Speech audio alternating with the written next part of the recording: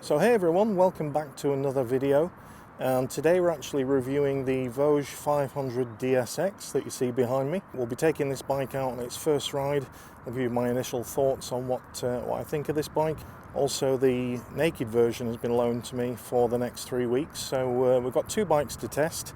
This one being the adventure style DSX, and then we've got the naked AC version, both 500cc. So stay tuned, we'll take you through the specs of this bike and then we'll go out for a ride.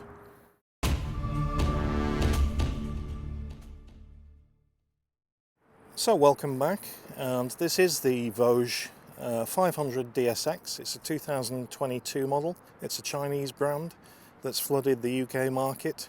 So I first saw these bikes at Motorcycle Live, and I've noticed that they've got an awful lot of dealerships now selling these in the UK. So I wanted to test ride one, so I reached out to the guys at Voge, and they kindly lent me this, the DSX, the adventure type, and also I've got hold of the 500 AC, which is the naked version of this bike. Now the bike comes in three different colours. You've got the black that it comes in here, and then you've got the grey or the red options. This bike's fitted with the pannier racks and also the panniers, but I haven't got the panniers on it currently. So the price of this is £5,499, and that's for the DSX. Kids out there having fun. Okay, back to it. So yeah, the DS version is £5,399, and the DS version comes on the standard wheels, not the spoke wheels. The DSX, you get the spoked 19-inch front, 17-inch rear, and also you get the engine bars, and the price between them both is just £100. So you get the more off-road focused tyres, wheels, and also crash protection and engine bars. The DS version comes with more road focused tyres and on cast alloy wheels. The engine on this bike, so you've got the 471cc parallel twin. This engine is made by Lonsin, a company that makes engines for a lot of motorcycle companies globally, and yeah, it seems a decent engine. It's liquid cooled, double overhead cam, and this produces 46.9 brake horsepower at 8,500 RPM, and then 44.5 newton meters of torque at 7,000 RPM. The weight of the bike is 206 kilo, and on the front you've got Nissan brakes, twin pot brakes there on braided stainless steel lines, and these look to be 300mm discs. On the rear you have a 220mm disc on a single pot Nissan caliper. The electronics on the bike are from Bosch, and it has a 6-speed gearbox. The seat height on the bike is quite tall, it's 830mm, and then the road version, the DS, is 850mm. Now I can flat foot this bike, and I've got a 32-inch inside leg, so I would imagine it's quite tall for some riders. Suspension is from KYB, and that's telescopic forks, upside down forks on the front, and then you've got a KYB monoshock on the rear.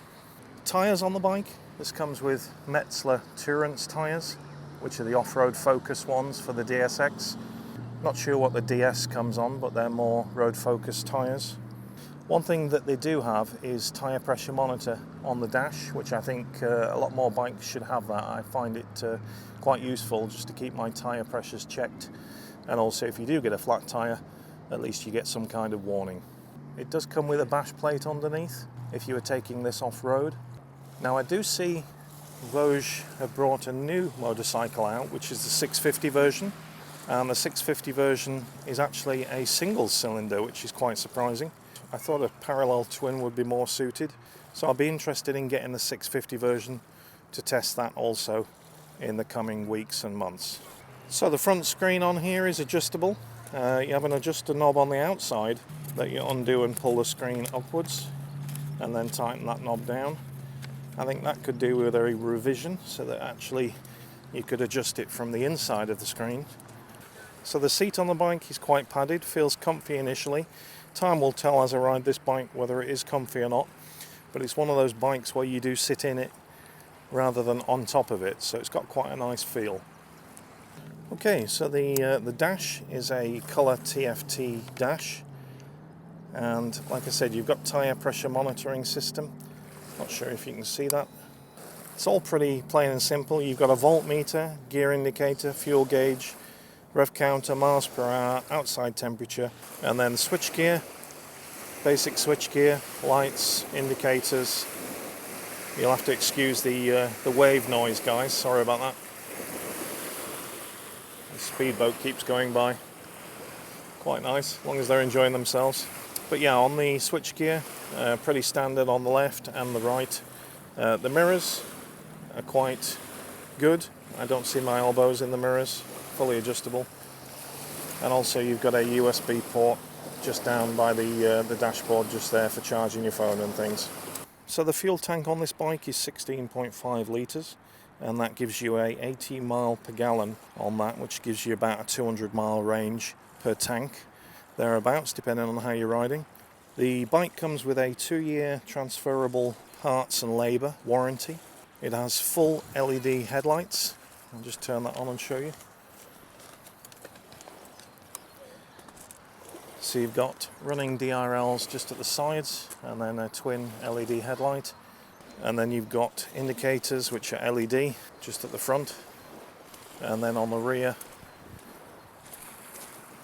tail light underneath there, LED indicators as well. So what's out there competitor wise? You've got the Honda CB500X, which is £6,599. So this bike comes in £1,100 cheaper than the Honda. And if you're looking at the middleweight range adventure motorcycle, you've now got the Triumph 660, which we're actually getting in a couple of weeks. And what we'll do is we'll just compare that a little bit, although that is a 660cc and this is a 500cc bike.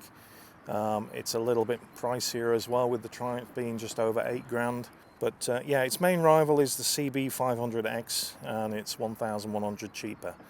Now, if you were to finance this bike, it's A2 compatible as well, by the way. Finance on this bike with a £1,000 deposit, you'd be paying about £100 per month.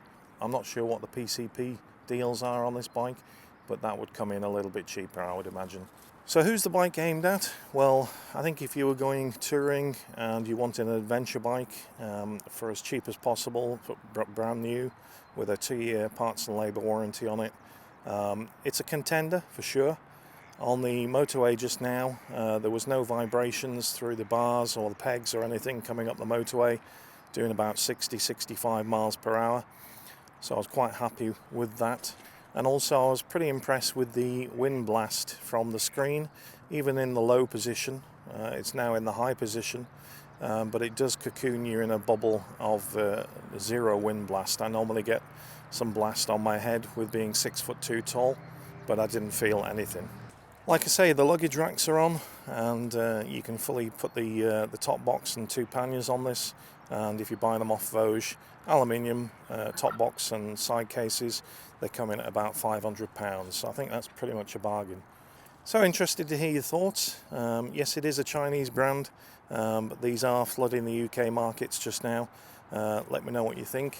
I think in today's market, where, you know, if you want an adventure bike, you're looking at anything from about £8,500 upwards, and then it goes up to about £16,000-17,000 if you get up to the Ducatis and things like that. So yeah, for the price of £5,499, you've got an adventure bike, and a brand new one at that.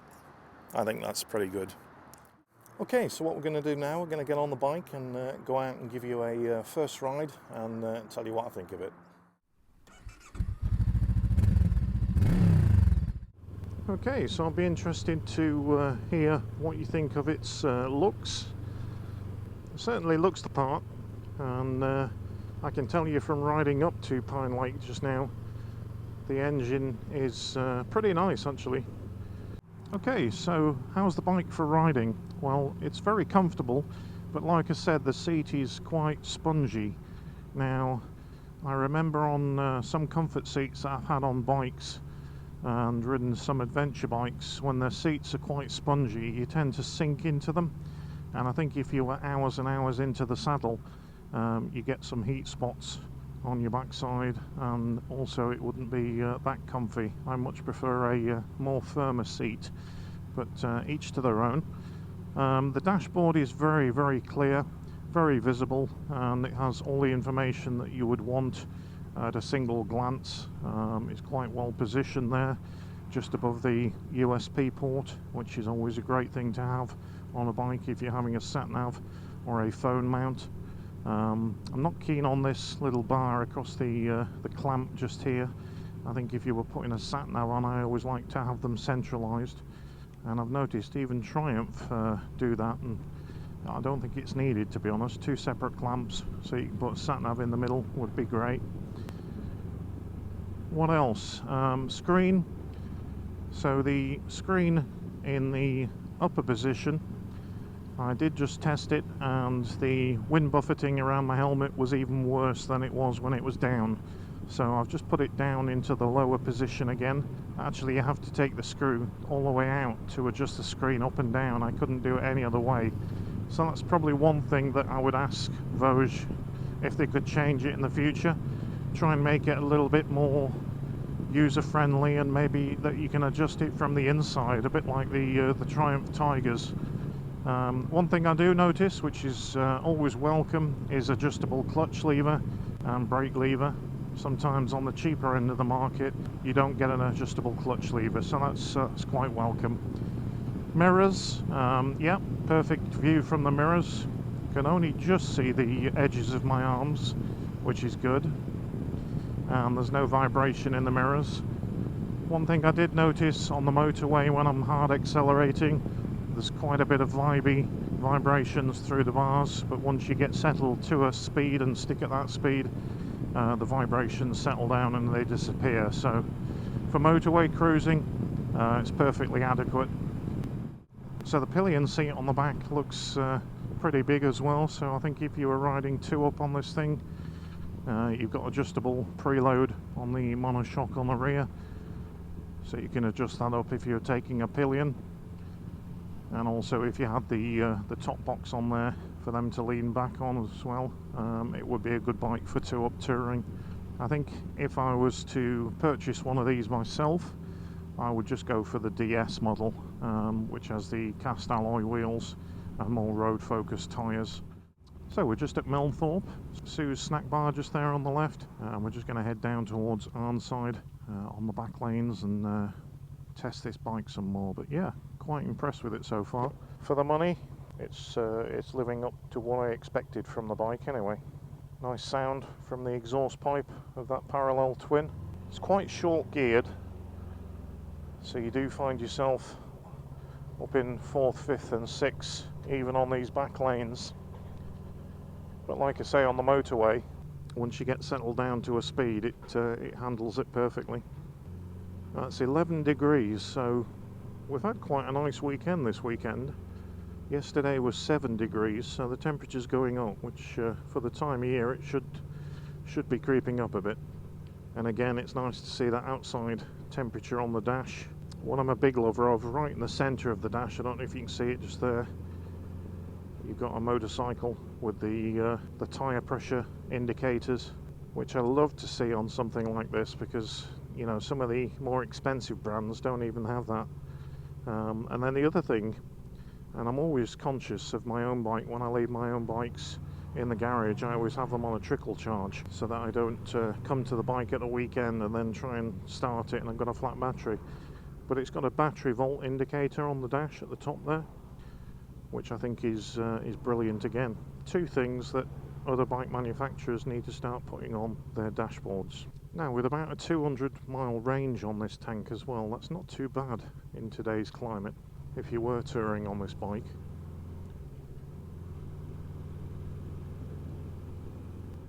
Now what I will do as well to check the headlights and how good they are, I'll take this out at night and do a little test while I've got both this version and the naked version, just to see how the lights are at night, if they're good enough or not. They're all LED, so they should be pretty damn good, so we'll see. Well, there's the estuary just on my right. All the sea is out just currently, The naked bike, I'll put a picture on screen just now, you can see that. It looks the part, and I've yet to ride it, so we're going to get out on that also. Like I say, we've got these bikes for about 20 days, so we've got plenty of time to get out and use them, and to give you a final thoughts video in about 10 days on each of these bikes after living with them and using them, on what I actually think. So stay tuned for that. Okay, so that's the first ride done on the bike. We're just down at Arnside by the sands just here, and the bike's behind me. But the best thing about this bike is the key. Look at that flip key, brilliant. So, hope you've enjoyed the video, and stay tuned for the last ride and final thoughts on this bike. Also, if you're not a subscriber to the channel, hit that subscribe button, ding that bell for future videos coming up, and we'll catch you on another one, guys. Take care, cheers.